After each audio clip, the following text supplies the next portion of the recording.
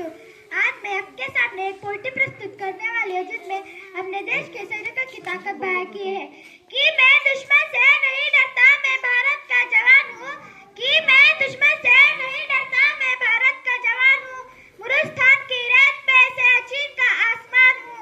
मुरुस्तान की रेत पे से चीन का आसमान हूँ। मैं तपती रेत पे लेटे कहता हूँ कि गर्मी का आज मौसम है। मैं तपती रेत पे लेटे कहता हूँ कि आज गर्मी का मौसम है। दिसंबर की ठंड पी के कहता हूँ सर्दी आज कम है, सर्दी आज कम है। मैं 9 दिन बर्फ में रह के जिंदा निकल सकता हूँ। मैं 9 दिन बर्फ में रह के जिंदा निकल सकता हूँ। -30 डिग्री में मैं राइफल टांगा मैं टहलने निकलता हूँ, मैं टहलने निकलता हूँ। मैं हिंद महासागर की लहरों में कपड़े बदलता हूँ। मैं हिंद महासागर की लहरों में कपड़े बदलता हूँ। जब मैं कुदरत से नहीं डरता, मैं भारत का जवान हूँ, मैं भारत का जवान हूँ। मेरी दिवाली में उजाले का ख्याल तक नहीं, मेरी दिवाली में उजाले का ख्याल तक नहीं।